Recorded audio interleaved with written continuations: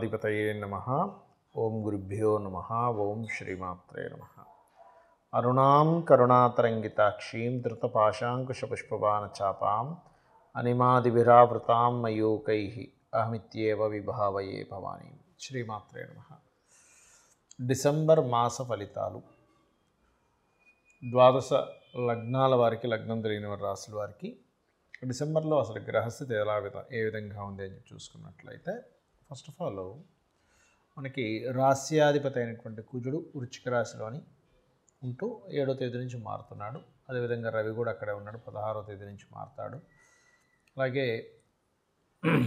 శుక్రుడు మరియు బుధుడు తులారాశిలో ఉంటూ అదే 7వ తేదీ వృశ్చికంలోకి వస్తున్నాడు. ఇక సింహరాశిలో కేతువు, కుంభరాశిలో రాహువు, మీనంలో శని, గురువు వచ్చేసి చూసుకున్నట్లయితే మిథునంలోకి ఎంటర్ అవుతున్నాడు, వక్రించుకుంటే వెనక్కి వచ్చి. ఈ యొక్క గ్రహస్థితిని అనుసరించి అయితే ఈ 6వ తేదీ ఎంటర్ అవుతున్నాడు ఆయన.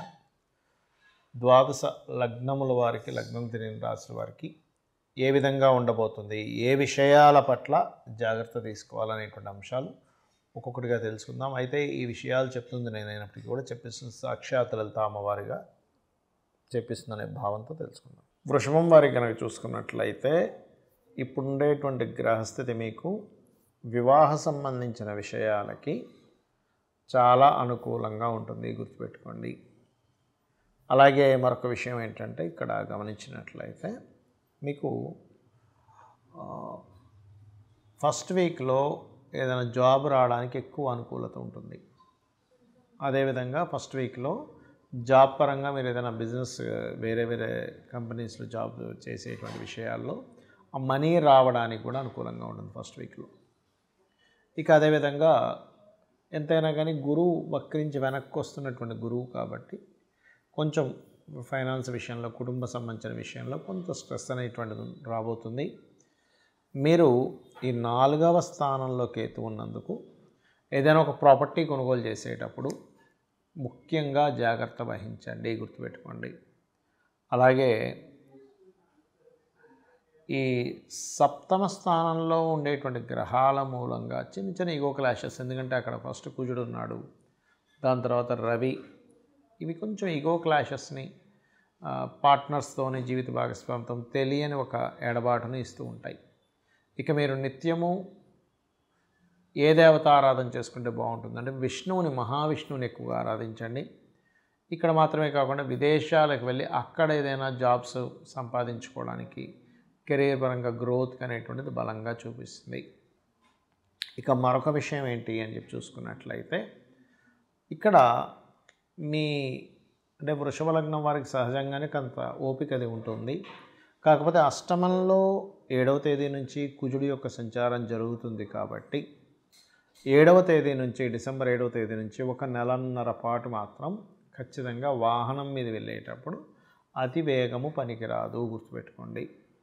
వాహనం మీద వెళ్ళేటప్పుడు, లేకపోతే ఇంట్లో స్త్రీలు ఏదైనా వంటగదిలో అది చేస్తూ ఉంటారు, అటువంటి విషయాల్లోని వృషభం వారు చాలా చాలా చాలా కేర్గా ఉండాలి. అలాగే మీరు ముఖ్యంగా ఏదైనా వాహనం మీద వెళ్ళేటప్పుడు కూడా ఒకసారి గణపతిని తలుచుకోవడం, మహావిష్ణువుని తలుచుకుంటూ చేయండి, అన్ని విధాలు బాగుంటుంది.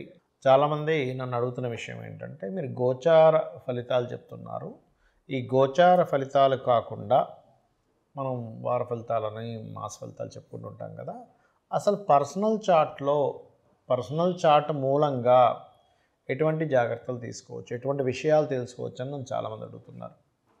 అదేమిటంటే, ఫస్ట్ ఆఫ్ ఆల్ మనం పర్సనల్ చార్ట్ తెలుసుకోవాలంటే మనకి లగ్నము, నక్షత్రము, రాశి, గ్రహస్థితులు ఎలా ఉన్నాయో తెలుసుకోవాలి. ఇది తెలుసుకోవాలంటే మీరు పుట్టిన తేదీ, నెల, సంవత్సరము, సమయము, ప్రాంతము కావాలంటే మీరు ఏ ఊరిలో పుట్టారు, ఏ సమయంలో పుట్టారు, ఏ తేదీలో, ఏ నెలలో, ఏ సంవత్సరంలో పుట్టారు. దానివలన మీ యొక్క గ్రహస్థితి అంటే మీరు పుట్టినప్పుడు ఉండే లగ్నం నుంచి గ్రహాలు ఎక్కడెక్కడ ఉన్నాయి, మనం పూర్వజంలో చేసుకున్న కర్మల మూలంగా ఆ గ్రహాలు అక్కడ స్థితి పొంది ఉంటాయి. అంటే కొంతమంది చూడండి ఫైరీ నేచర్ ఉంటారు, కొంతమంది ఎమోషనల్గా ఉంటారు, కొంతమంది అంటే ఒక్కొక్కరు ఒక్కో మనీ మైండెడ్ ఉంటే, good communicators, very strong, very fiery, కొంచెం ఎమోషనల్గా ఉండేవాళ్ళు, ఆర్టిస్టిక్ నేచర్ ఉండేవాళ్ళు, ఎక్కువ గొడవలు పెట్టుకునేవారు, సోషల్గా ఉండేవారు, సీక్రసీగా ఉండేవారు, ఎక్కువ స్పిరిచువల్గా ఉండేవారు, ఎక్కువ వర్కాలిక్గా ఉండేవారు, బిజినెస్ మైండెడ్తో ఉండేవారు, సేవాతత్వంగా ఉండేవారు, ఇట్లా రకరకాల వ్యక్తులు ఉంటారు. అది అసలు మీరు ఏమిటి, అసలు అలా ఉండడం వల్ల మీకు లైఫ్లో బాగుంటుందా బాగోదా అనే విషయాన్ని మీ తత్వం ఏంటని వెరీ క్లియర్గా జాతకం చూసి చెప్పచ్చు. బట్ డేటు, టైము, ప్లేసు ఇవి పర్ఫెక్ట్గా ఉండాలి. దానివల్ల ఎక్కడ డ్రాబ్యాక్ అవుతుంది, నేను ఏం చేస్తే బాగుంటుందని తెలుస్తుంది. ఇక రెండో పాయింట్ ఏంటంటే ఇక్కడ మీ ధనం, ఈ ధన సంబంధించిన విషయాల్లో చాలామంది చూడండి ఏదో చదువుతారు, ఎక్కడికో వెళ్తారు, అది వర్కౌట్ అవ్వదు, లైఫ్లో చాలా సంవత్సరాలు వేస్ట్ అయిపోతుంది. అసలు ఎందులో బిజినెస్ చేస్తే ఇప్పుడు ధనభావాధిపతి ఎవరయ్యారు, అది మెడికలా, ఇంజనీరింగా, లేకపోతే ఫుడ్ రిలేటెడ్ సంబంధించిందా, ట్రాన్స్పోర్టింగ్ రిలేటెడా, రీసెర్చ్ రిలేటెడా, స్కూల్స్ పెట్టుకోవాలా, కాలేజెస్ పెట్టుకోవాలా, లేకపోతే ఓన్గా చేసుకోవాలా, జాబ్ చేయాలా, లేదా ఇక్కడ చేయాలా, వేరే దగ్గరికి వెళ్తే బాగుంటుందా, విదేశాలకు వెళ్తే బాగుంటుంది, ఇవన్నీ కూడా మీ ధనాధిపతి చెప్పేస్తాడు.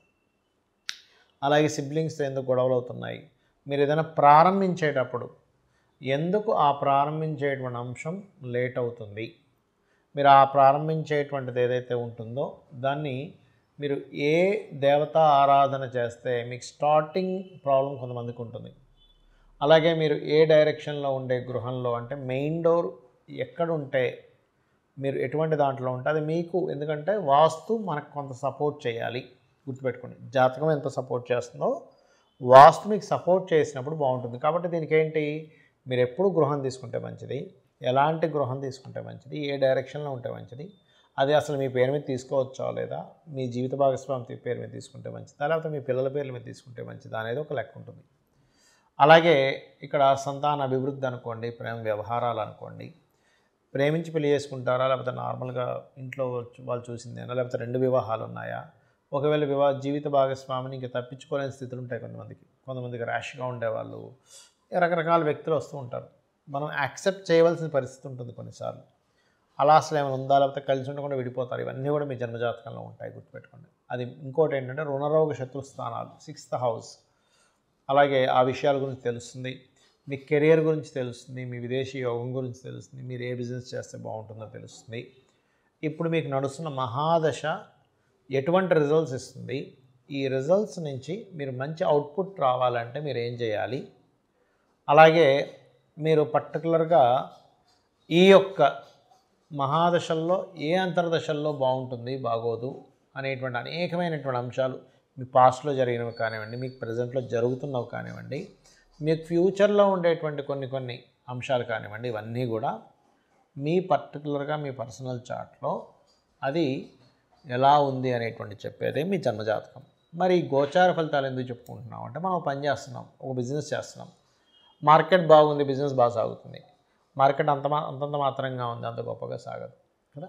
అంటే ఏంటి, ప్రకృతిలో ఉండేటువంటి వాతావరణం కావచ్చు, బయట ఉండేటువంటి మార్కెట్ కావచ్చు, ఇవన్నీ కూడా మీకు పర్టికులర్గా ఏం చూపిస్తాయి అంటే, వెరీ క్లియర్లీ మీ జాతక చక్రంలో మీకు ఎంతవరకు సపోర్ట్గా ఉందని చెప్తుంది. అయితే దీంతోపాటు మీరు అసలు ఏ దేవత ఆరాధన చేసుకుంటే వీటన్నిటి నుంచి బయటపడతారు. మరి జాతకం లేదండి, అసలు ఏ గోచారం, ఏ లగ్నం, ఏ రాశి కూడా తెలియదు అన్నవారు రెగ్యులర్గా లలితాసహస్రనామాలు చేసుకోండి. అయితే ఇప్పుడు ప్రజెంట్ నడుస్తున్నటువంటి గోచారంలో యాక్సిడెంట్స్ అనుకోండి, విపత్తులు అనుకోండి, రకరకాలు జరుగుతున్నాయి. దీని నుంచి ఎవరికి ఎటువంటి ఇబ్బంది కలగకుండా ఉండాలి, లైఫ్లో బాగుండాలి అంటే మీరు చేయవలసింది ఏమిటి అంటే, సింపుల్గా ఏం లేదు, మీరు గుర్తుపెట్టుకోండి, మీ యొక్క ఇంటికి దగ్గరలో ఏదైనా ఆలయం ఉంటే రెగ్యులర్గా వెళ్ళడము, శని, రాహు, కుజ, గురు, ఈ 4 గ్రహాలు గుర్తుపెట్టుకోండి, ఈ 4 గ్రహాల దగ్గర దీపారాధన చేయండి. మీరు ఎక్కడికైనా బయటికి వెళ్ళేటప్పుడు ఒక్కసారి మీ ఇష్టదైవాన్ని తలుచుకోండి. మీ ఇష్టదైవం ఎవరు, శివుడా, విష్ణువా, నారాయణుడా, అట్లా మీ ఇష్టదైవాన్ని తలుచుకొని బయలుదేరండి. ఖచ్చితంగా మీకు ఇబ్బంది అనేటువంటిది కలగదు, గుర్తుపెట్టుకోండి. అదేవిధంగా గోశాలకు వెళ్ళడము, చండీ పారాయణం చేయడము, అదేవిధంగా దుర్గా అష్టోత్తరం చదువుకోవడం, ఇవి చేయండి, ఖచ్చితంగా మీకు బాగుంటుంది. శ్రీమాత్రే నమః.